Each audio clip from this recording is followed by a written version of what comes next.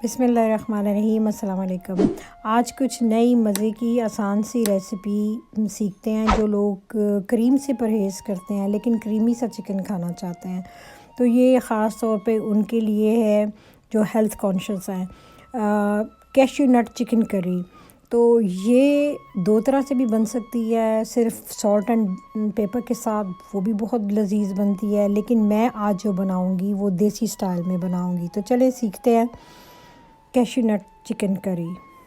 اس کو بنانے کی جو اشیاء چاہیے اس کو ہم نوٹ کر لیتے ہیں۔ گرم مسالہ 1 ٹی اسپون، سفید زیرہ 1 ٹی اسپون، ہلدی ½ ٹی اسپون، سرخ مرچ 1 T spoon, salt as required.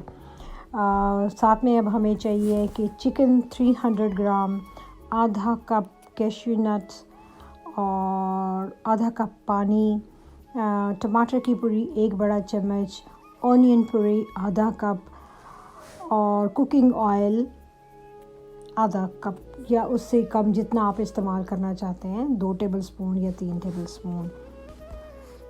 Cooking oil کو ہلکی آنچ پر گرم کرنے کے بعد 1 ٹی اسپون سفید زیرہ ڈال کر اس کو کڑکڑائیں گے۔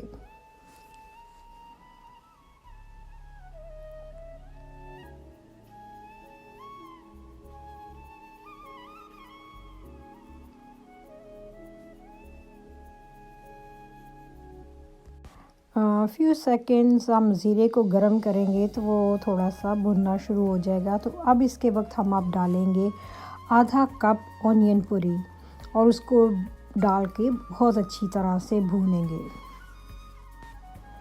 اونین پوری کو بہت اچھی طرح سے ہم نے اس میں بھوننا ہے۔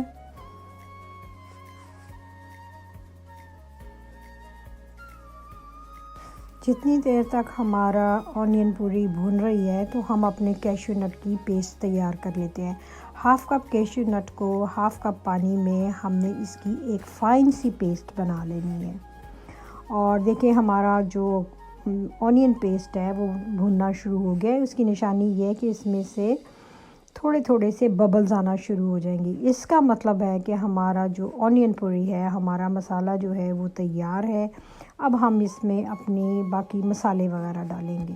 مسالوں میں جائے گا نمک ½ ٹی اسپون، ریڈ پیپر جو ہے وہ 1 ٹی اسپون، ہلدی ½ ٹی اسپون اور گرم مسالہ جو ہے وہ ہم بعد میں ڈالیں گے، نہیں تو وہ ہنڈیا جو ہے وہ بالکل کالی ہو جاتی ہے۔ بہت اچھی طرح سے اس مسالے کو ہم لوگ اس کو بھونیں گے۔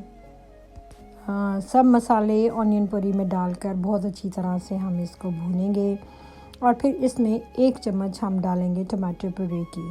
اور ٹماٹر پیوری پہلے بھی میں نے آپ کو بتایا ہے کہ یہ بہت اچھی اس کے ساتھ گریوی بنتی ہے۔ اب تازہ ٹماٹر اگر آپ استعمال کرنا چاہتے ہیں تو بالکل آپ وہ بھی ڈالیں، لیکن میں ذرا اس کی نائس سی گریوی بنانے کے لیے ہمیشہ میں ٹماٹر پیوری استعمال کرتی ہوں۔ اگر آپ کے پاس نہیں ہے تو آپ اپنا تازہ ٹماٹر بھی استعمال کر سکتے ہیں۔ مسالے کو بہت اچھی طرح سے بھونیں۔ اگر آپ کو لگے کہ یہ ذرا تھوڑا سخت ہے تو اس میں تھوڑا سا پانی بھی آپ استعمال کر سکتے ہیں اور اس کو تھوڑی سی گریوی کو ذرا نرم کر سکتے ہیں۔ اور آپ اس کو اچھی طرح سے بھونیں۔ جب آپ دیکھیں کہ اس کا آئل جو ہے سائڈوں پہ کنارے چھوڑنا شروع کر دیا تو اس کا مطلب ہے کہ آپ کا مسالہ بہت اچھی طرح سے بھن چکا ہوا ہے۔ اور اس کے بعد پھر آپ اپنا چکن جو ہے وہ اس میں ڈال دیں گے جب یہ آئل چھوڑنا شروع کر دے گا تو۔ اس چکن کیوب کو اس میں ڈال کے اچھی طرح سے بھونیں گے۔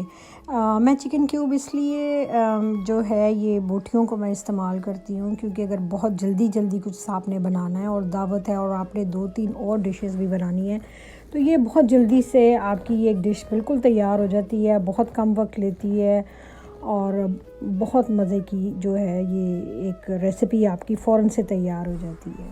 تو ہم اس کو اچھی طرح سے بھون کے تو اس کو ہم ڈھک دیں گے۔ چکن کو میں نے گلنے کے لیے رکھ دیا ہے اور اتنی دیر میں نے تیار کر لیا اپنا توے پر tandoori naan with garlic butter کے ساتھ۔ اور یہ چنگیر جو ہے یہ مجھے میری بڑی بھابھی نے مجھے گفٹ کی جب میں لاہور گئی تو وہاں ان کے پاس ایک بیٹا آیا ہوا تھا، بچہ آیا ہوا تھا سیف، تو یہ سیف اپنے علاقے سے لے کے آیا تھا گفٹ، تو جو پھر انہوں نے مجھے گفٹ یہ کیا. بہت شکریہ سیف، اور بہت شکریہ بھابھی آپ کا اتنا پیارا گفٹ دینے کے لیے، جزاک اللہ. تو اب ہمارا چکن جو ہے وہ گل چکا ہوا ہے. چکن ہم نے دیکھا ہے بہت اچھے طریقے سے گل چکا ہوا ہے. اور اب ہم اس میں ڈال دیں گے کیشو نٹ کریم جو ہم نے تیار کی تھی، فائن پیسٹ جو بنائی تھی، اور اس کو پھر ہم اچھی طرح سے بھون لیں گے. 1 منٹ کے لیے بس اس کو ہم بھونیں گے، زیادہ دیر کے لیے نہیں، کیونکہ چکن تو ہمارا آلریڈی گل چکا ہوا ہے. تو اس کو اچھی طرح سے بھون کے پھر ہم اس کو گارنش کر دیں گے. گرم مسالہ ڈالیں گے اس کے اوپر جو ہوم میڈ ہے، اور اس کی ریسیپی بھی میری آپ لسٹ میں دیکھ سکتے ہیں میری ویڈیوز میں. اور دوسرا یہ جو ہے اونین پوری جو میں نے استعمال کی ہے اس میں، اس کی بھی ریسیپی میری لاسٹ ویڈیوز میں آپ دیکھ سکتے ہیں میری پلے لسٹ میں جا کے، تو اونین پوری کے نام سے. تو گرم مسالے کی بھی اور اونین پوری کی بھی ریسیپی آپ کو ادھر مل جائے گی.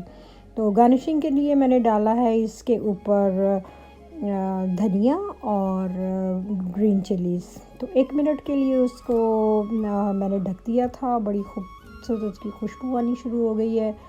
تو آپ اس کو ضرور ٹرائی کریں، اور اگر آپ کو میری ریسیپی پسند آئے تو پلیز اسے لائک، شیئر اور میرے چینل کو ضرور سبسکرائب کریں.